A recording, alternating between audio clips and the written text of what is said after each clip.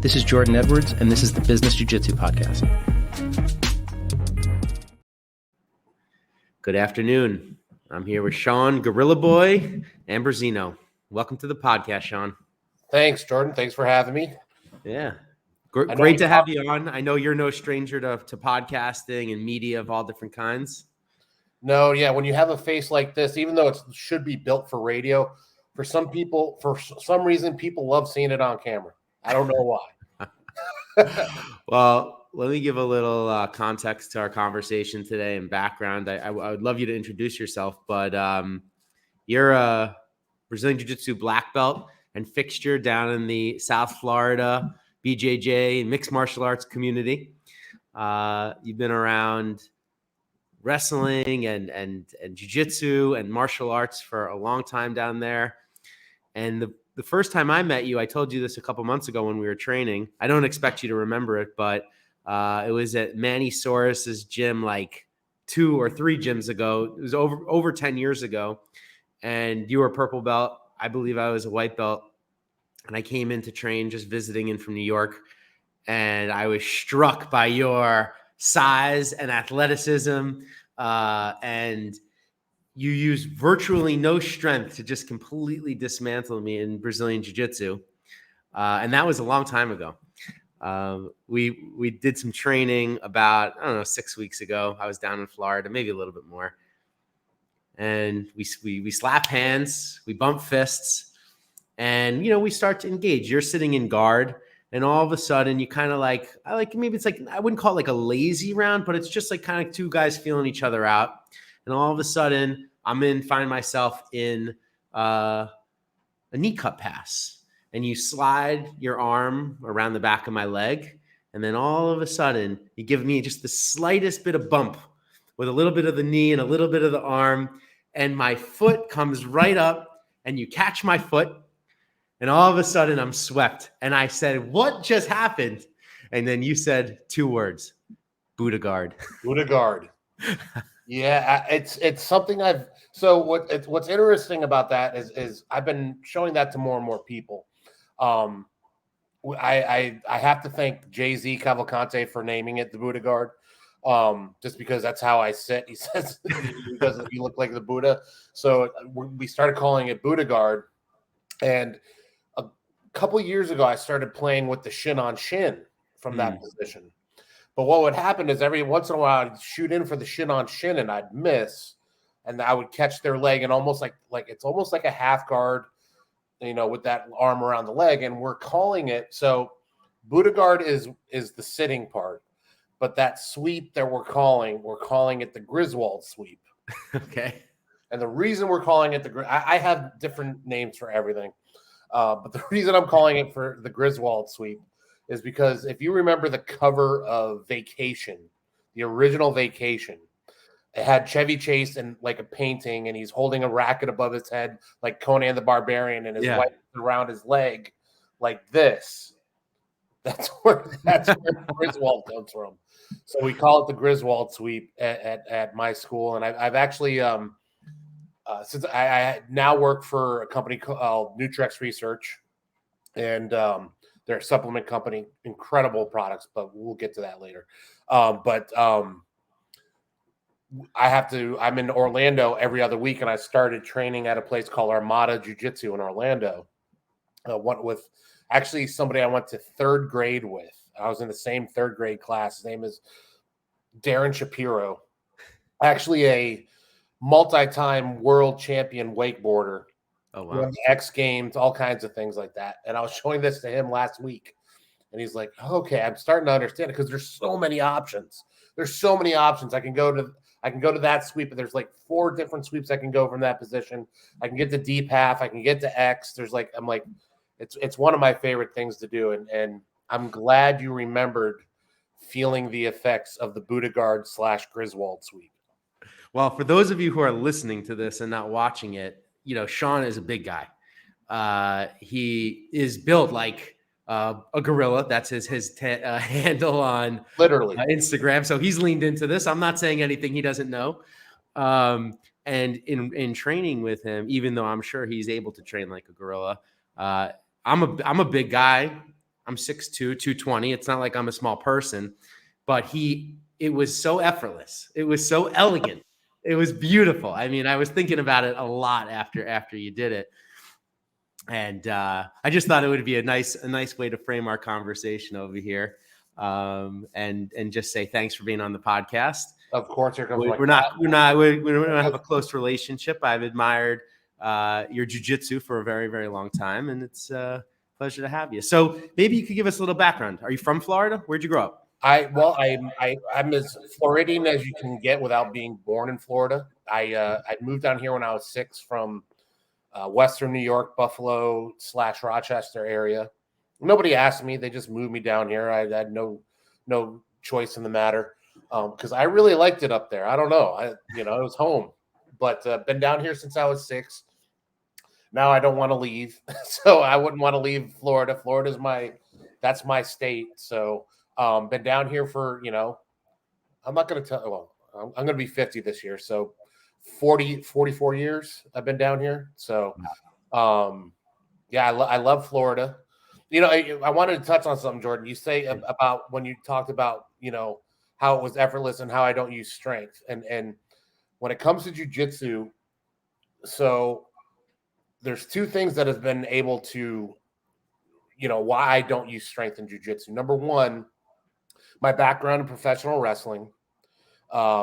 We learned you learn how not to hurt your opponent. And so I'm very cognizant of how and where I put things and how I do things, just because, for 15 years, that's what I did is I made sure that people weren't getting hurt. Yeah. The second thing is, if you're a big guy and you train like a big guy, you're not going to have many training partners. The problem is if you train like a big guy with everybody, you're going to hurt people.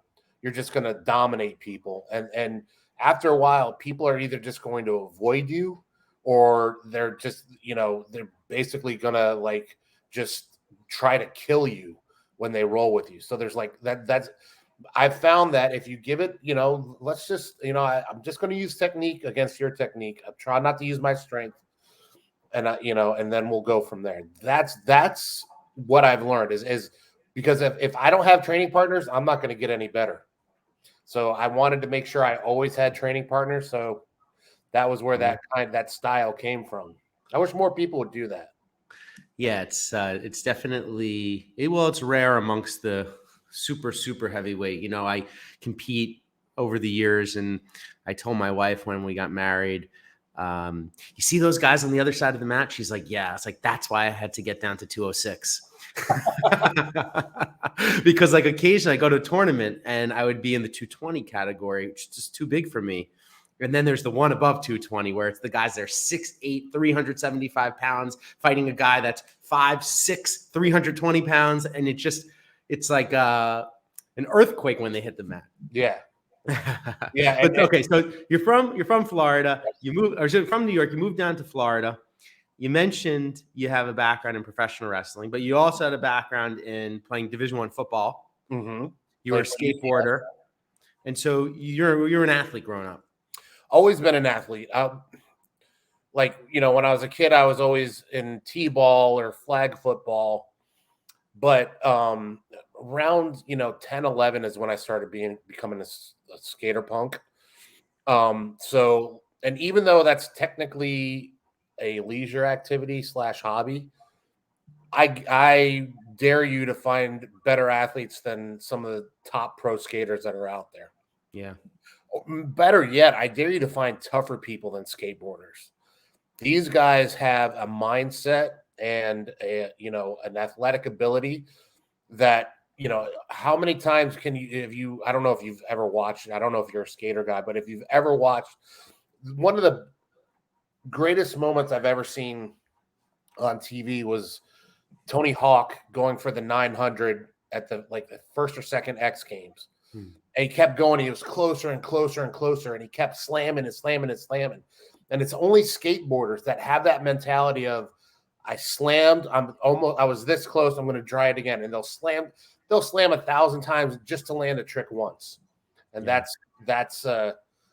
mindset is kind of is kind of what is really attractive about skateboarders. And I don't know if I was in it long enough to adopt that kind of mindset, but skating and then high school football and then college football at UCF. Where'd you go to high school?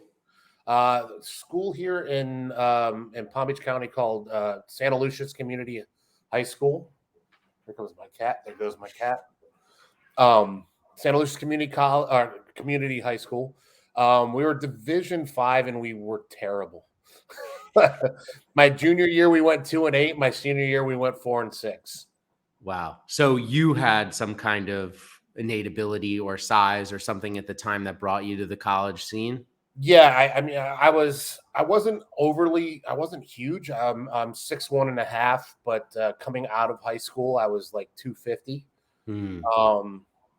And UCF liked what they saw, and when I got up there, I started playing, and what they did not like was how small I was, because I didn't, you don't think 250 is small, but for a defensive lineman, it's pretty small. So they wanted me to gain weight. So wow, that's where my fight with my battle with the bulge began.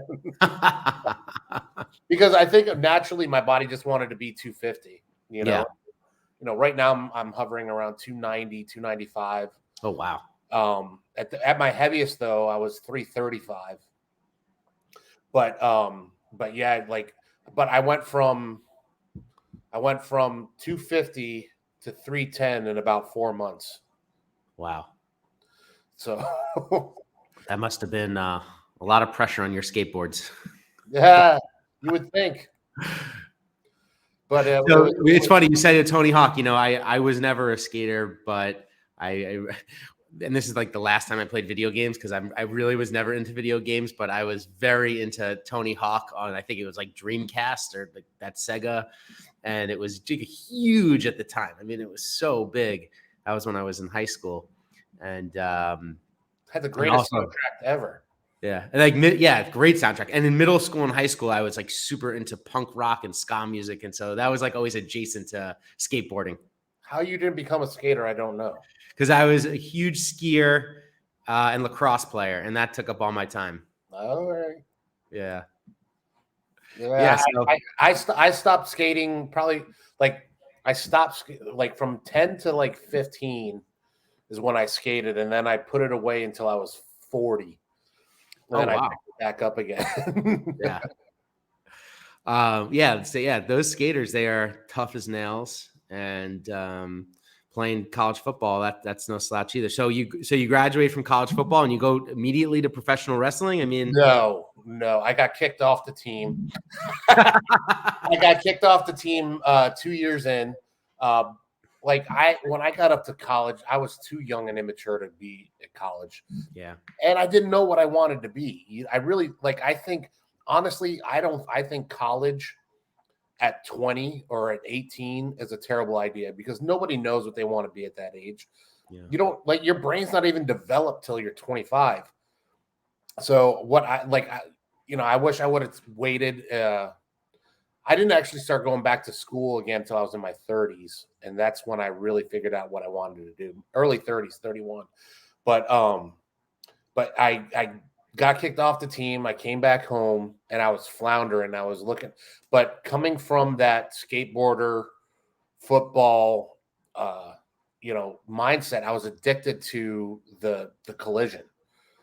And I was like, what am I going to do? So I floundered for a couple of years. I bounced, lifted weights. And then one of my buddies was doing pro wrestling. He's like, come watch me train. So I went and watched him train. And then the people that were training him asked me to get in the ring and just give it a shot. And I just did what they were doing. Right. But I'm an athlete, and I know my body, and I know how to understand, I know what to do. And they're asking me who trained you? I go, nobody trained me. I just watched what you guys did. And here I am. And their eyes lit up. And next thing you know, I'm training pro wrestling and pursuing that for 10, 15 years until I found Jiu Jitsu. And then that wrestling took a back seat as soon as I found Jiu Jitsu. Were you able to make a living off pro wrestling? At one point, yes. I was living in Puerto Rico. Mhm. I was in a tag team with a buddy of mine, and we lived in Puerto Rico while I was married, which was tough. And I was able to, I was making, I want to say it was like, I think it was like $800 under the table in early 2000 per week, and I Yeah. was able to live there and send money home to my wife. Like half my paycheck went to her, half my paycheck I kept it in Puerto Rico and was able to live fine. And it wasn't ideal, but it was fun, but not ideal time. Yeah. And Are there any lessons to be learned from professional wrestling? The reason why I asked that question is that, first of all, I know absolutely nothing about professional wrestling other than the UFC's parent company Endeavor just bought WWE and they merged this mega company, which I'm interested in your opinion on. But Eric Weinstein, you know who this guy is? He's on the Joe Rogan podcast from time to time. He's a mathematician and physicist, really smart guy. And he has a very interesting metaphor and parallel for what's going on in the world right now with COVID and all of our politicians and leaders. And the way that he describes it is through the lens of kayfabe and professional wrestling. And that's my only exposure to the world of wrestling is through that metaphor. So is there any universal truths that we can learn from wrestling in the current state of the world? So just to correct you, it's pronounced kayfabe, as Okay. Mike goes by again. Kayfabe. And the one thing I've learned, like there's a couple lessons. The first thing is, if it happens in front of a camera, odds are it's fake. So that was, if there's a crowd around, odds are it was scripted to happen. And I've noticed that, with a lot of things that are going on in this world, if it happens, the stuff that we really need to know is happening with no cameras around. When things need to, when they want to get across a something that, an agenda or whatever, that's when the cameras come out. The other lesson that you learn in jiu-jitsu is that people will say and do things to your face. I guess it's not that big of a deal, but like in wrestling, it's an art where they politic to get their position. They politic to get you out of a position. So you really got to keep your cards close to the chest, which was something, if you want to survive that business, you learn to do. So if I understand you correctly, what you're saying is that what went on behind the scenes of the wrestling organization, pro wrestling organization, and people jockeying for position was in some ways more ruthless than what was happening in the violence in the actual cage, where you guys are looking out for each other's safety and learning how to take a fall. 100%. There's not a lot of friends in pro wrestling. Wow. That was a sad reality I came to. There's very few people from the pro wrestling world that I consider friends anymore. I mean, I shouldn't say very few. There's a few, but like, I liked everybody. Don't get me wrong. I liked them fine. It was, she's driving me nuts. Don't worry about it. For those of you listening, Shawn's cat keeps wanting to get into the frame.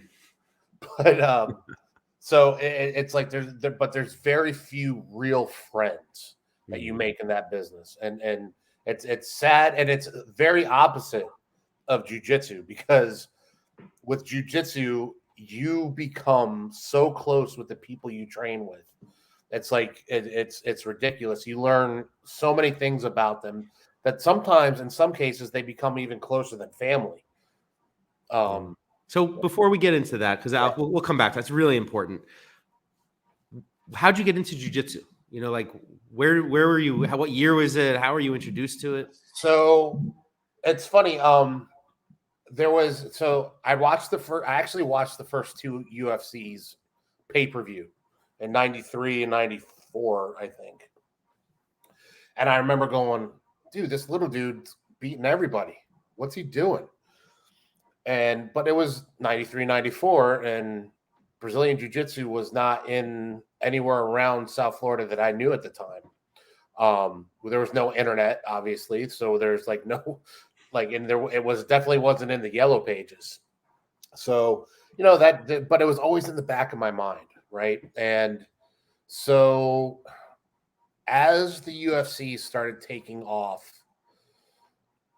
probably around 2004, 2005, I was watching it more than I was, watching anything else. And then one of my buddies from high school, Aaron, he was training with these two brothers, and he's like, "Dude, I'm training jiu-jitsu," and I was like, "Let's go." I was in. Like, I've been dying to try it, so let's go. And he didn't even have to talk me into it. I just, as soon as he said I've been training it, I'm like, let's go. Boom. So I went to the next class, and that was in January of 2007. And I never looked back. When you say two brothers, was it the Valenti brothers? It was not the Valenti brothers. Oh. It was the Hodgins brothers, Kyle and Jude Hodgins, who were actually black belts in Japanese jiu-jitsu, as well as they had been given their black belts in Brazilian jiu-jitsu by Helson Gracie, who was here at the time. These two brothers they learned their jiu-jitsu they're from Long Island, and they learned their jiu-jitsu from a Hell's Angel up in Long Island, and done in the backyard. No mats, done on grass in the backyard. Wow. Two of the toughest men on the planet. Kyle became a true, even though he was younger than me, he was a true mentor, and because he's the one that got me into copywriting. But he was a true mentor, a true friend. He passed away 2 years ago in January. But his older brother Jude, I called him Yoda, and not because of what he knew, but one time, like, funniest story is, like, there was this guy that we trained with. His name was Ray, and he was like really feeling himself. And Jude was older than us. I'm going to be 50. I think he's about 7 or 8 years older than me. Maybe not as much, maybe not that much. But back then, so I would have been 33. He would have been like 40 or something like that. And Ray was really feeling himself, and he went at Jude. And do you remember the scene in what was it? Was it the not the second Star Wars episode 2, when Yoda fought Dooku in the cave, and he started bouncing all over the cave, and everybody was like, "What the heck? Where did this come from?" Yeah, that's exactly how Jude moved, and I started calling him Yoda after that, because out of this older, shorter, like real stocky dude, you wouldn't think he'd move that fast, but he was. Oh my gosh, he looked like Yoda in that scene. So but these brothers are like, they were different, man. Like, they had a keg in the back of their car, and they'd be drinking out in the parking lot and then coming in and teaching class. But yeah, I love those guys. But the problem was class was only 2 days a week, and like I was just hungry for more, so I started cross training until they actually closed down. So I started training at American Top Team with Charles McCarthy when he had his school in Boca, and then he opened one. I opened another location by my house in Boynton, and that's where I met Manny, and then I followed Manny wherever he went from there. Yeah. So, and that's where we met at Manny Sources, which is a Carlson Gracie affiliate, and Manny is an incredible jiu-jitsu practitioner. Would you mind just giving a little background on who Manny is and what it feels like to train with him? So Manny comes from Fortaleza in Brazil. He moved here in 2000, I want to say 2002, knowing zero English. Came here with not even his black belt, I think. I don't think he was a black belt then. I think he was a brown belt. So I think he came here with a brown belt and a dream. Worked construction, got onto American Top Team. He had MMA aspirations back then. Won a few fights, beat Pat. Can't remember. Pat Healy, who was a bigger name in the lightweight division. Beat him with a heel hook. So he has some notable wins. But training with Manny, the reason I followed Manny everywhere wasn't so much about his jiu-jitsu, but it was about who he was. He was a very open and passionate person. And so I decided wherever Manny went, and his jiu-jitsu did fit with mine. I liked the way he taught in transitions, not just coming in and you're learning one move, and then the next day you're learning another. It was a whole transition you were learning, and I enjoyed that kind of learning. Yeah. So and it's how I teach to this day. I just shorten it. He used to have 20 moves in a transition, where now I'll do like 4 to 5 for my guys. But yeah, and training with Manny, like if you've trained with Manny, if you've been underneath Manny Suarez, you never knew that 180 pounds could feel like 400 pounds. Yes. He's got ungodly pressure. Ungodly. And nobody can figure it out. He's just, he's good where he knows where to put it.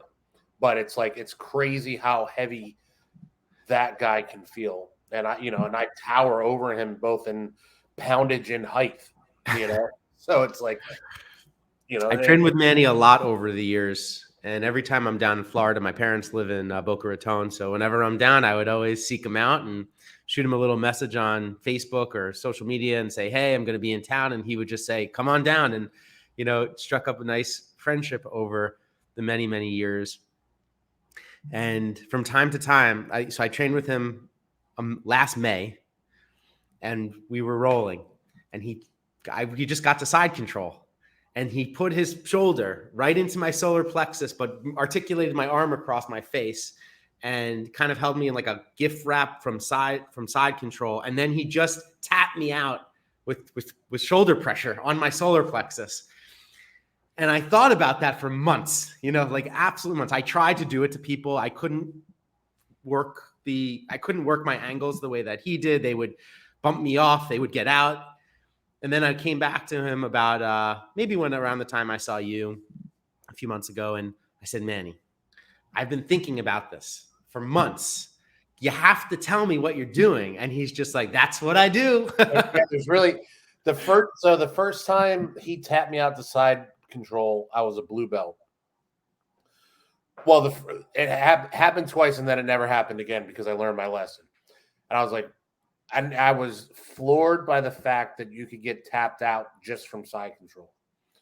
And he's like, well, you didn't have to. I go, I could not breathe. I had to tap. And then he did it again. And then I learned never to be flat with Manny. You really got to fight to get your hip off the ground if Manny gets to side control. Yes. If you get your hip off the ground, you can breathe. So that's what I ended up doing is that happened twice as a blue belt. It hasn't happened since. It does not mean it won't happen again, but it happened at blue belt. And he's got some good answers for that too, because he also knows how to flatten you out.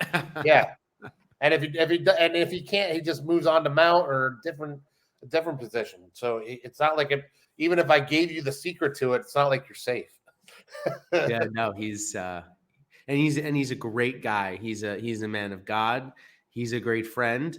And he's run a great academy for a very, very long time now in South Florida. And he's just moved into a new location, even a little bit closer to my parents' house, not far from the old location. And really happy to give him a shout out on this podcast because he's a great guy.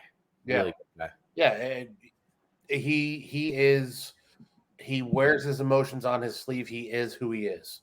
That's what you know what you get with Manny. And that's why I've followed him from about 2009 or 10 on. Like Charles gave me my blue belt. but Manny gave me every other belt after that. I'm his first American black belt. So yeah, that makes a lot of sense. And he's got some great black belts and a really high level room over there. You know, great guys that stop by. And maybe you could comment a little bit on like the South Florida scene. There's a really good Brazilian Jiu-Jitsu scene. There's a tight community, and there's a lot of portability between academies that doesn't exist in all places. You know, people can kind of show up, and not that it's informal is not the right word, but I think that there's like a lot of friendship. It appears to me as an outsider coming in when I visit. There's always different people stopping by. If you go to my academy on any given night, it's basically a tribe. Like there's not too many visitors over the years. We're an affiliate of Renzo Gracie. We're right outside New York City, but it's like our people, generally speaking. When I travel for work and I go to other academies, generally speaking, it's the same kind of thing. But when I train in South Florida, there seems to be like an ever revolving group of people coming in and out of the academies. What's that like? It's great. That whole mindset of the no cross training seems to have died. It still exists. But for the most part, it seemed to have died out a lot because a lot of these guys down here have been friends, for decades. A lot of the guys that Manny is friends with, he made friends with when he moved here, or he had before he moved here. These people are again, it's great to be able to because I train with Manny, but I also train with Jay-Z, Cavalcante. On Saturdays, though, I haven't as much lately because I had some neck issues going on, but they're starting to get better. Like on Saturdays, I'll go down to Wagner Rocha's for their open mat, which is incredible. And him and his family are incredibly inviting, awesome people. And it's like it's great knowing that you can go anywhere. Going down to Fight Sports, the main academy, Cyborg is one of the nicest guys you'll ever meet, and he's very welcoming as well. So it's like all these people know each other, and then I have a pretty good reputation in Florida as just being a nice guy, being a good guy. So most people, I've never been turned down to I've actually gotten invited to train at more places than I've ever been told. We don't allow outsiders. But it's like it's great that we have this ability to cross train. And I tell my guys, I go, I want you guys to train at other places. That way, if you learn something cool, you can bring it back and show us and see if there's something else. Because the thing is, a lot of there used to be that culty feel with a lot of jiu-jitsu instructors where like they are the jiu-jitsu god, they know everything, and that's just not the case. And I'm up front with my guys. I said, look, I'm a pretty solid black belt. I've been training I think it's 17 years now. Or just over 16, I don't remember. Just over 16 years, and I've won a world championship at brown belt, and for Masters World, not a real world championship, but that's real world. Come on. I won that in 2014. So it's like I have good accolades, but I also know I don't know everything, and I want you guys to understand that. Like the moment you close your mind to other jiu-jitsu ideas, you're not going to grow. You have to keep your mind open. So I can tell you, since I started training with the guys up in Armada in Orlando, I've learned a ton of new things that are like, and it's just because there's different styles. And I tell that to everybody. I go, everybody's got their own brand of jiu-jitsu. And what I mean everybody, I mean like each individual has their own brand, because to me, it comes from like your brand of jiu-jitsu comes from your mindset, your athletic ability, your athletic ability, your body style, your body type, your mentality. So all that goes into your jiu-jitsu style. Plus, you've learned from this guy, this from this guy, that from that guy, this from that guy. So nobody on the planet has a jiu-jitsu style that's like yours. Nobody. But they do they have similar jiu-jitsu? 100%. But nobody's style is exactly like yours.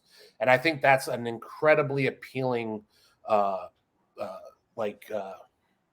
driver for people to get into jiu-jitsu. It's something that you can truly own and have something of that's yours. Yeah. Well, you brought it up before and you started to talk about it. And I think it's a good time to revisit this topic, which is the difference between your experience with professional wrestling and now with Brazilian Jiu-Jitsu, whereas it was very difficult to foster authentic relationships with all of the politicking and the nature, I guess you would say, the nature of, am I saying it right? Kayfabe or Kayfabe. Kayfabe. So what is it about Brazilian Jiu-Jitsu that fosters this, it's very personal, it's very artistic, but at the same time, it brings people together and forms community? Because I guess the difference between that and jiu-jitsu is how good you get in jiu-jitsu doesn't affect somebody else's social standing. You know what? That's probably not true because that can happen. So that's not it. I would have to think it because and even though you have it in pro wrestling, you have this trust factor that they're gonna, they're not going to try to dump you on your head in the ring. Yeah. And jiu-jitsu, it's a trust factor of a different kind because they could actually think about it, like they could actually kill you in a choke. Like you could die. And we're trusting each other. We are trusting each other daily to let go of that choke and do what's right and not put us 6 feet under. And we have that. And then we also have, there's something else that I think happens in jiu-jitsu is I tell people this all the time. I say, if you let, like all the new people, I said, if you let jiu-jitsu get inside, it will change you. It'll change your life, like for the better. And I think the people who are in jiu-jitsu and love and have a passion for Brazilian jiu-jitsu see that love and passion in other people, and it's that common ground that we can all like gather under that same umbrella. And it's like and you'll see it all the time. You'll see a cop, a drug dealer, a doctor. You'll see all these kind of people on the mat, and in the real world, they would never cross paths and they would never associate with each other. But on the jiu-jitsu mats, everybody's the same. It's a level playing field. Doesn't matter how much money you have. It doesn't matter how much authority you have. It doesn't matter. It just doesn't matter. The only thing that matters is what you can do on the mats. And it's a very pure and raw expression, I think, of the human existence. Yes. And it's more like nature, right? It's yes. more of the hierarchy of like how a pack of animals works together. Whereas like there is an alpha and everybody kind of knows their place. And you see wolves walking and they have a place for where the alpha goes and where the young bucks go and the older ones go and the women and children go. They know their order. Yeah. Yeah. And there's a, I don't know. There's just a truth that's revealed about people. It really reveals their character. The mats really reveal a lot about you that you can't really get anywhere else. I completely agree, but like explain that a little bit better. Like, if you're a dick, I don't know. Is that allowed on here? You can say whatever you want. Okay. If you're a dick, it's going to come out on the mats easily. Like if you're just a dick, people are going to know, and it's going to weed you out, or you're going to go find a place to train where everybody's a dick, which is fine. Go find that place. Yeah. But it's like if you get tapped out and you start hitting the mat because you got tapped out, that's a problem. You have an ego problem, right? There's a lot of ego. We always say it, leave your ego at the door, but not everybody does it. And that takes time, or it takes the willingness to leave that ego at the door. And if you don't, that's an issue. And that's the kind of thing that reveals what kind of a character you have. If you can't let go, if you can't show people that you can be humbled, that's a character flaw. The opposite can be true too. If you just roll over and let everybody do whatever they want to you, that's a character flaw too. It's like the mats reveal who you are as a person. And there's really not many things on the planet that can reveal like your deep, dark, not even your dark, but like your core, the core of a person of who you are. And jiu-jitsu does it. If someone cranks a submission a little too long, or they do it a little too hard, that reveals something about them, or if you're going for a heel hook, you got a heel hook on a guy and they're turning the wrong way and you let go, that reveals something about you, right? Because you don't want them to get hurt. You have empathy, you have, you understand that you don't want to put this guy out of commission. So I think the mats, that's what makes the mats so much more of that gives people more of a common ground, because you're not getting to know the person I'm putting out on social media. You're not getting to know the person that I'm with when I'm with my boss. You're getting to know the real me. And if you get to know the real me and I get to know the real you, that's what jiu-jitsu is. Don't you find it incredible? Like, you can see someone and perceive something about them. That guy's big, that guy's small, she looks fast. And then you touch the person and you begin to train, and you learn so much about them from the energy that they're giving you. It's like very hard to explain, especially to someone who doesn't do jiu-jitsu, but almost everyone who does jiu-jitsu can instantly recognize what we're talking about. Whereas you are feeling their energy. You are feeling if they're a spazzy person, if they're a methodical person, if they're a stubborn person, if they're loose and flowy, if they're Yoda and they're bouncing around the room and they're going crazy. Like, and it, like you're saying, it's so revealing to get to know people. And to your point, I think that's like one of the incredible parts about why people stick together in jiu-jitsu. It's because you cannot hide on that mat. There is nowhere to hide. It's almost as if you're naked and you're revealing your truest self to all of your training partners, and they know so much about you. They might not know anything about you. Actually, in my first book, I wrote about this, and I'm writing about it in the new book, Business Jiu-Jitsu. This comes up where I say,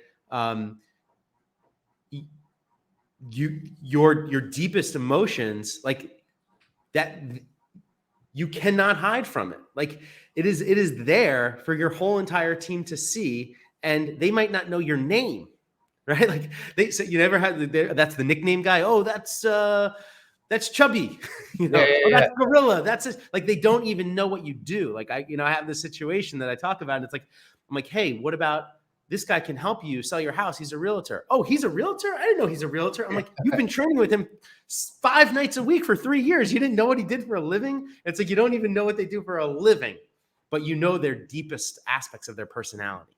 Yeah. And what's even funnier is when they're having a good day or a bad day. If they've had a bad day at work, you can tell they're off. Dude, what's going on? How many therapy sessions have we had on the mat with our training partners? Yeah. I mean, even just in drilling or in rolling, something's going on with somebody. What can I do? You all right, dude? Yeah, dude, it's just going on at work. I go, all right, let's put that out back, and let's concentrate on the now. Let's get it out of your head. Let's do this. It's something, it's just, it really is an amazing thing that happens on the jiu-jitsu mats. And I think everybody should, even though obviously I'm biased, but I do believe everybody should do jiu-jitsu. It will help the world if everybody did jiu-jitsu. I completely agree. Well, I feel like I could talk to you a lot about even more stuff, but I'll be respectful of your time and say that I would welcome you to come back again on the podcast and learn more about you and check in with you. Is there any projects or anything you're promoting? You mentioned before that you're working for a new company and that we would get to that. Oh yeah, well, I'm working for it's called Nutrex Research. Let me pull it up. It's it's basically just we're a supplement company. Nutrex. If you just go to Nutrex.com, I think you'll see we have Nutrex. Yeah, that's it. Yeah. Everything from protein powder to EAAs. I'm trying to get everybody off the BCAAs and push them towards EAAs. Natural test boosters, protein powders, delicious protein powders. We have it all. I mean, it's and fingers crossed. I'd love to be able to start getting some combat sports athletes into under our fold eventually. Right now isn't the right time, but they've been around for 20 years. It's a long-standing company. And one of the reasons I came on is because of the quality of the products. Like there's a lot of products that say they do things or whatever, but like when it comes to the stuff at Nutrex, not only are the products quality, there's no natural colors or unnatural coloring added to, like it's all just is what it is. And so it's good stuff. So I'm the content manager there. So I write some of the I write a lot of all the blogs almost, and I come up with some copy, obviously, because I am a copywriter. But yeah, that's where I'm at now, and that's fantastic. We can talk at length about why supplementation is important for jiu-jitsu. Yeah, tell me a little. I'm actually interested if you have a few minutes. Of course. If you if you want to be a high level athlete in anything you do, it comes down to what you put in your body, right? You can't you can't go scarf down, Firehouse sub and a bunch of potato chips and to go and expect to have an incredible roll, right? So it comes down to the fuel you put inside your body, and more we're finding that nutrition is the key to performance. Obviously you have to work out and do all that stuff, but like if you don't have the nutrients your body needs, you're not going to grow the muscle mass that you need, or you're not going to be able to work hard enough to lose the weight you need to lose or whatever. So that's why, supplementation is important, especially in Brazilian Jiu-Jitsu. Most of the high-level guys I know supplement. They're taking a BCAA product. Again, I'm trying to get them on EAAs. BCAAs, branched chain amino acids. There's only 4 of those, where in essential amino acids, there's 9. There's 9 that your body actually needs. Why would you cut that short with 4 when you need all 9? So I push people towards that kind of a drink. You drink while you put a scoop in your water bottle and you sip that while you train. You will recover faster. You will have more energy simply because you're able to utilize more of the water that your body's taking in, and replace the electrolytes you're losing. It's better than a Gatorade, I guarantee you. But the EAAs I push people to. Protein is probably the key to life for humans. And if you're not taking in, like, again, if you need about a gram of protein per body weight per day, maintain or to build. So like if you wanted to get bigger, you would need, and you wanted to weigh 250, you'd need to take 250 grams of protein a day to at least start feeding your body the protein it needs to get to that size. Or if you want to lose weight, if you want to get down to 200 and you're eating 250 grams of protein, you might want to pull back on that. So we have those things. We have pre-workout. I take once in a while. I don't take it all the time. I take it when I'm definitely lagging.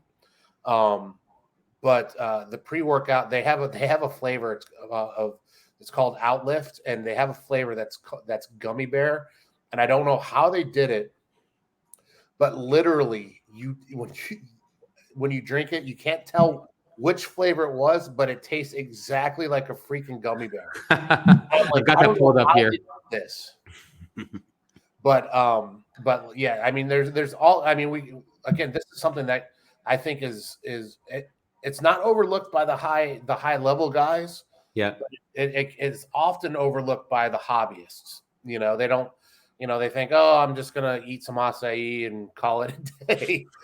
But no, I mean, if you truly want to perform, you need to treat your body like, again, you want to be like an athlete. You have to treat your body like an athlete, and you have to give it what it needs. So I would. Well, let me ask you about one of my fears, because I don't really supplement too much. My wife does. She's a marathon runner. She takes branched chain amino acids. So I'm going to tell her about your product.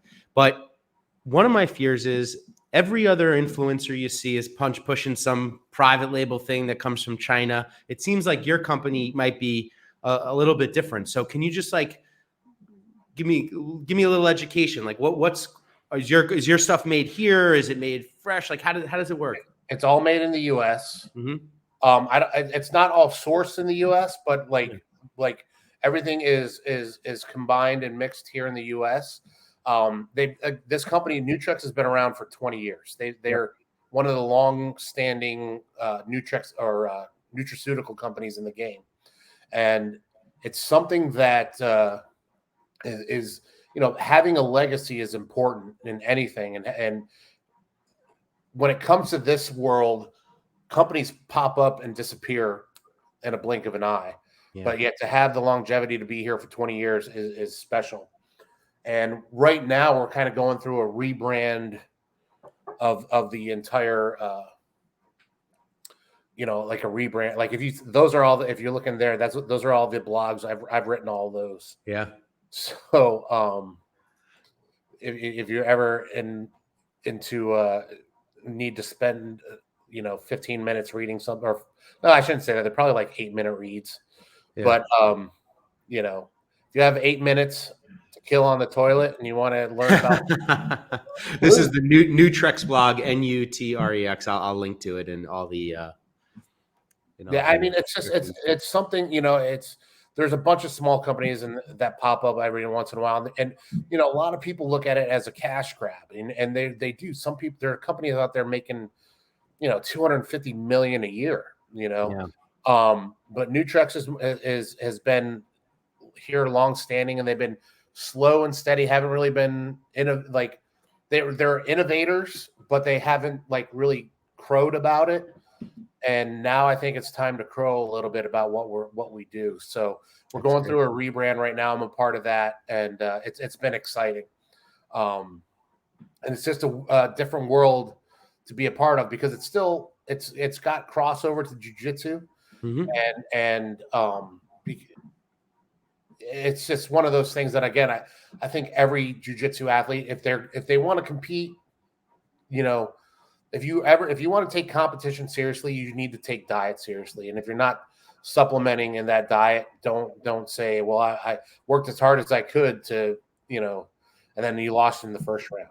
But that means you didn't work that hard, because if you're not supplementing, you're not doing everything you can, because there's no way you can get every single thing you need from natural food sources unless you have the time to cook every single meal. and who had that's so hard nowadays. So I at least 3 of the meals, I call them meals, but at least 3 of the things I put in my body a day are protein shakes. It's just quick, easy way to get the protein my body needs. So I put them, so just in protein shakes, I'm putting in about 150 grams of protein.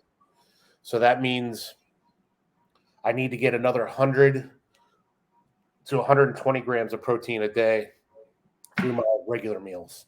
Are you maintaining your weight right now? That's the weight you want to stay? No, well, I've been trying to get down for decades, but like it's like, but now it's like I'm truly serious about it. I like again, I'm trying to get to I think my optimum weight would be like between 250 and 260, but my first goal is to get down to 275, which I've done a few times. I just haven't been able to maintain that because I just kind of get back into those old habits, and it's easy to do. And I get to thank UCF for that because, dude, I didn't get to tell you the way I got to 310 in 4 months was 4 meals a day.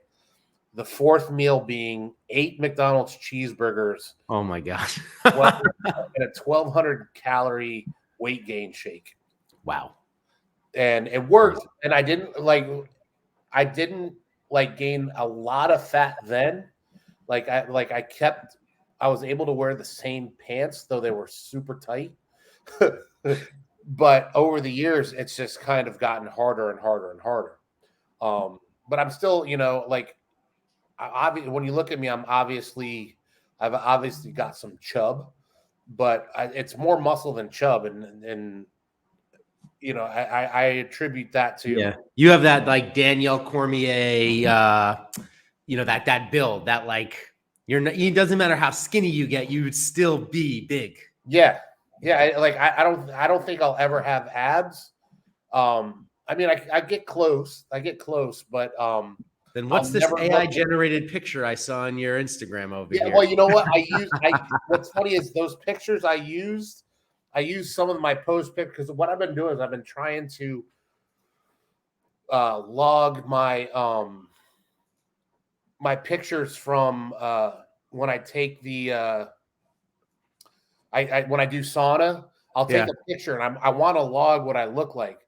So I really don't I look different from the one with the abs, but I don't look that much different. Like if I showed you the picture that I used, you'd be like, oh wow, you kind of have abs, which is weird. But I kind of don't. I've gotten there almost myself too. It's like where I feel like, oh, I'm right there, and then it's and then I don't. But I'm gonna really try to make it this next push I'm doing to really try to get to those. Maybe supplementation is gonna help me get there. Get some protein shakes, bro. Yeah. I use the vanilla because I can mix it in everything. Like I like to mix it with like if you mix it with fruit punch or like I buy the sugar-free Minute Maid fruit punch or orange juice in the morning. I'll mix it with that, and it makes like a orange creamsicle kind of a flavor. Yeah, but I like the vanilla because it mixes with everything. But if you're a chocolate guy, get the chocolate. But that's I start supplementing some at least some protein. Yeah, I'm gonna order on your site right after we're done here. And I just also wanted to go back and share on Instagram. Shawn is Gorilla Boy BJJ. Great account. I hope people don't expect a lot of jiu-jitsu if you follow me. I try to just put stuff up to make people smile or laugh or think. And I try to stay away from politics. Yeah. Here, I picked up this shirt this morning. It's a excellent shirt. Gorilla Boy American Jiu-Jitsu. I bought that this morning off your Etsy site. I'm pumped to get that. I'm turning it into a weightlifting shirt for when I'm training. Great merch on here. Just please support Shawn's website. Yeah. And I can't wait to see you again soon for some training. Yeah, I'm making a big push right now to expand my business down into Florida. I have a chain of women's clothing stores, Mixology Clothing Company. I have 15 stores here in New York. And I've been doing business down in Florida for many years in my commercial real estate business. But now I'm trying to open up my clothing store down in your neck of the woods. So I'm coming down hopefully every couple of weeks for the next couple of years. So hopefully you'll be seeing a lot more of me. Yeah. And my school and Manny's school are the same school. Even though we don't mix our money, we're the same team. So like if you ever want to come train at Temple, you're more than welcome to train at Temple. I teach. It's my program, but I teach the 7 a.m.s when I'm home, and then And then the Tuesday and Thursday nights, Nogi, which is the bumping nights. Those are when I get. Yeah. It was never meant to be a big school, but on Tuesday and Thursday nights, I will get 20 guys on the 2 small mat areas I have. So Wow. it's fun. It's fun. I told my guys that I had a goal, and I think we've reached the goal. The goal with my school is, I don't know if you've ever seen the movie The Lords of Dogtown. Sure. Yeah. Skateboarding movie. Yes. I told them I want us to be the Lords of Dogtown of Jiu Jitsu. Wow. And we are. And it was evidence one of the last new breeds we did where my guys won. One of my guys we all took a team photo on the podium, and he's blowing his vape smoke up in the air. And it's just like, it's such a double thing to do, but that's what I wanted us to be. I don't want us to be conventional. I want us to be the guys that show up and show out, and everybody's like, who the hell are those guys? So they're doing me proud. I love it. Well, Shawn, I'm so grateful for you coming on the podcast and sharing with us. I thought you dropped some gems today, and a lot of things for me to think about. I'll be thinking about the Buddha guard and trying to drill that a little for the next time that I see you, and really looking forward to training with you again soon. And if I could be of service to you in any way, you don't hesitate to reach out. You never will. Thanks, Shawn. See ya. Thank you.